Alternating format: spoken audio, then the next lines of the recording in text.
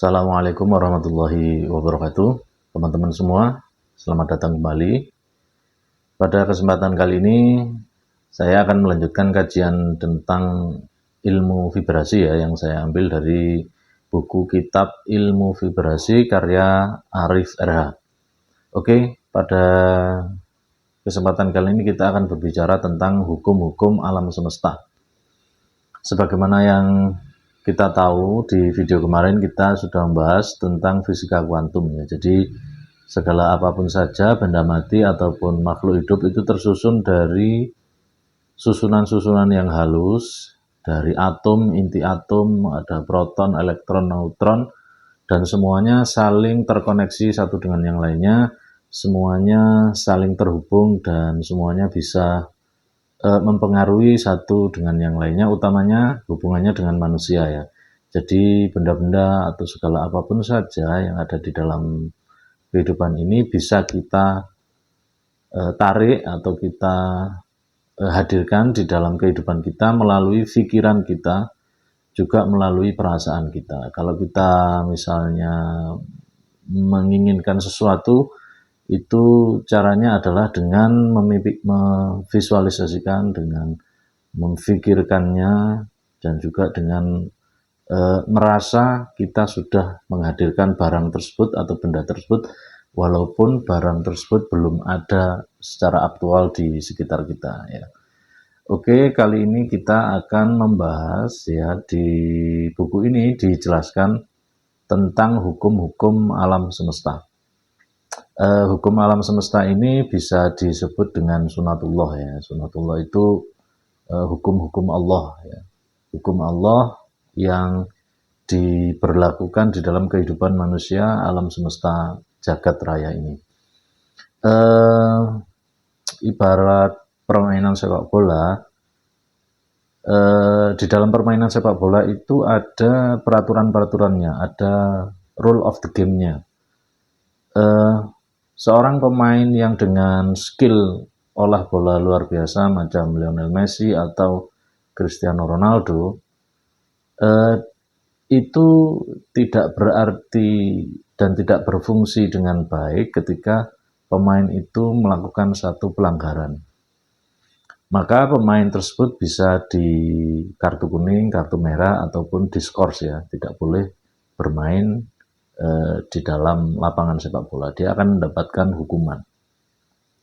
Misalnya seseorang pemain yang di dalam kotak penalti dia sengaja memegang bola, maka dia akan terkena kartu kuning. Atau pemain yang dia itu bermain sepak bola tetapi dia tidak tahu hukum-hukum sepak bola yang berlaku. Misalnya ketika seorang striker dia mencetak gol, dia kemudian buka baju selebrasi, maka dia akan terkena kartu kuning. Ini analogi yang bisa kita ambil di dalam kehidupan alam semesta ini. Pemain tersebut sengaja ataupun tidak sengaja, tahu ataupun tidak tahu, maka kalau melanggar peraturan permainan sepak bola, maka dia akan mendapatkan hukuman. Nah, di dalam kehidupan ini, kita ini ya, manusia ini ibarat pemain sepak bola. Kita tahu ataupun tidak tahu kalau melanggar ketentuan dari sunatullah itu, maka kita akan mendapatkan akibatnya. Gitu ya. Ada pemain sepak bola kalau dulu di MU itu macam siapa ya? Yang terkenal itu siapa itu? Yang striker yang dari Prancis itu, Eric Cantona. Eric Cantona itu kan pemain hebat ya, dengan skill luar biasa, tapi attitude-nya buruk ya. Dia menendang pemain lawan, dia tendang, tendangan kungfu gitu ya. Akhirnya dia dihukum, dia banyak masalah dan diskors, dilarang bermain beberapa pertandingan. Itu contoh kalau melakukan pelanggaran ya. Di dalam kehidupan ini juga seperti itu. Salah satu analogi contohnya yang bisa kita ambil adalah misalnya Allah itu, Tuhan membuat satu peraturan kalau api itu panas, sehingga kalau kita pegang maka kita akan terbakar. Tidak peduli kita itu pintar ataupun bodoh, tidak peduli kita itu kaya atau miskin, tidak peduli itu presiden ataupun rakyat jelata. Kalau kita memegang api, maka api itu akan membakar tubuh kita, tangan kita. Itu kira-kira seperti itu. Kalau kita loncat dari gunung atau dari tempat yang tinggi, gedung yang tinggi, maka kita akan jatuh ke bawah. Tidak peduli kita itu IPK-nya 4, summa cum laude, kemudian tidak peduli kita orang bodoh, tidak peduli kaya miskin, jelek cantik, or pejabat ataupun rakyat jelata, maka kita akan semuanya akan mendapatkan akibat dari hukum-hukum yang telah berlaku tersebut. Nah, yang kita bicarakan tadi itu adalah hukum fisika ya. Nah, kali ini kita akan membicarakan tentang hukum metafisika atau fisika kuantum. Nah, di dalam buku kitab ilmu vibrasi ini disebutkan ada 3 hukum yang berlaku di dalam kehidupan alam semesta ini.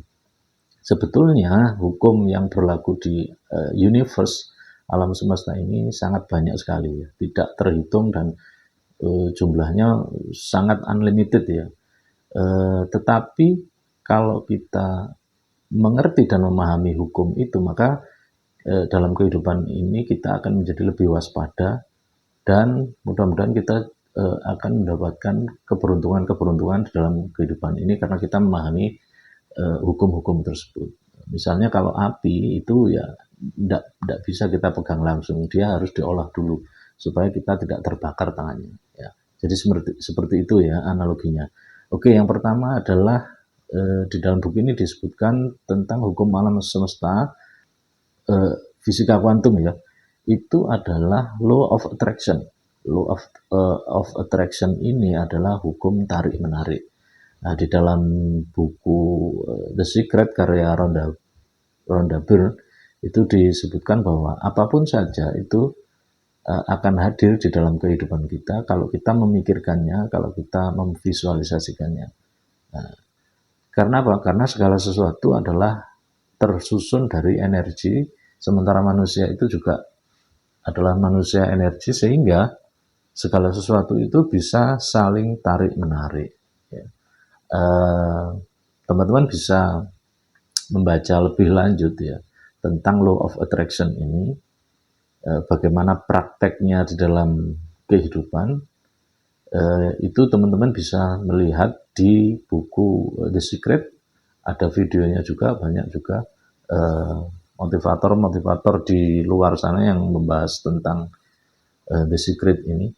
Kalau saya dulu pertama kali tahu tentang Law of Attraction, LOA ini dari bukunya Ipo Santosa ya, yang 7 keajaiban rezeki itu.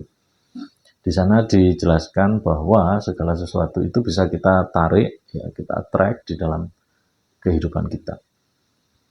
Nah, misalnya seseorang yang menginginkan misalnya mobil gitu ya, maka bisa kita pikirkan mobil itu warnanya apa, mereknya apa, kita punya impian seperti apa, kemudian kita misalnya bikin garasi dulu umpamanya, walaupun mobilnya belum ada.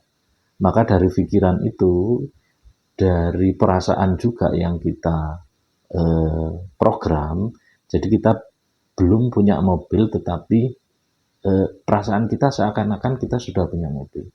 Maka dengan demikian, apa yang kita bayangkan, visualisasikan, maka itu akan datang di dalam kehidupan kita.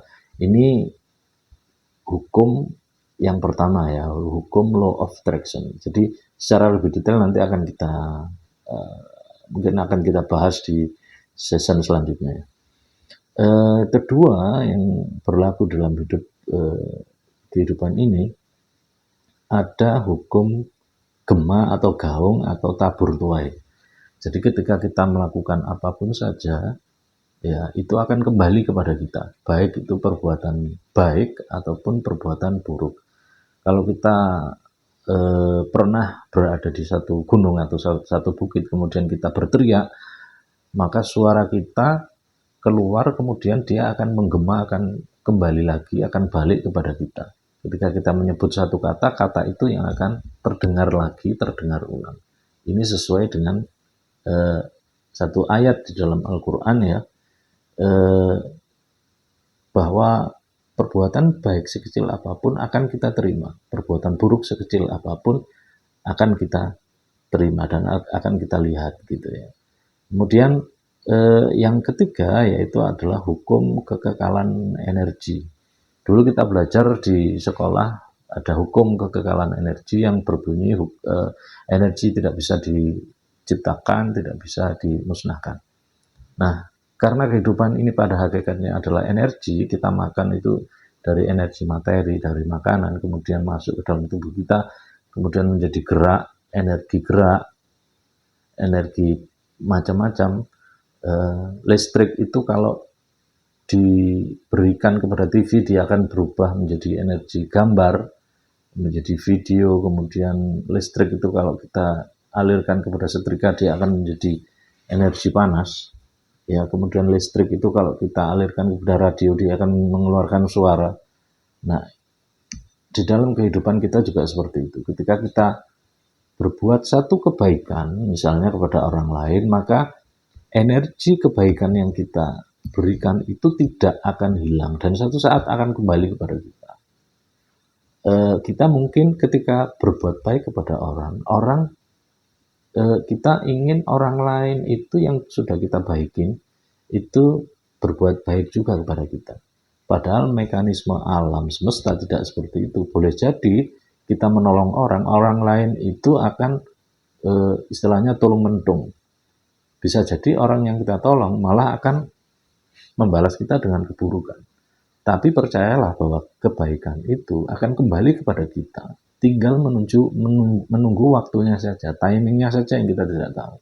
Bisa jadi ketika kita berbuat baik, kita tidak mendapatkan kebaikan, tapi bisa jadi anak kita akan mendapatkan kebaikan, cucu kita akan mendapatkan kebaikan dari apa yang sudah kita tanam atau kita tabur gitu ya. Jadi energi yang kita keluarkan kebaikan itu tidak akan hilang. Ini persis cerita di dalam Al-Quran di surah Al-Kahfi gitu ya. Jadi ada satu anak yatim ya, Nabi Khidir itu mendirikan pagar karena di dalam bawah pagar rumah yang roboh itu ada harta anak yatim. Allah, Nabi Khidir mempertimbangkan bahwa dia menyelamatkan harta anak yatim karena melihat orang tuanya ini adalah orang tua yang soleh, orang tua yang baik. Ini menjadi satu indikasi bahwa kebaikan dari orang terdahulu, orang tua, kakek, nenek, itu sangat berefek kepada nasib atau takdir anak cucunya. Oleh karena itu, kita sebagai manusia, apalagi kita sebagai orang tua, seyogianya kita menabur kebaikan-kebaikan agar supaya kebaikan itu pada hakikatnya adalah untuk kebaikan diri kita sendiri. Kalaupun tidak kembali kepada kita, maka bisa jadi dia akan kembali kepada anak kita, bisa jadi akan kembali kepada cucu kita dan generasi yang akan datang.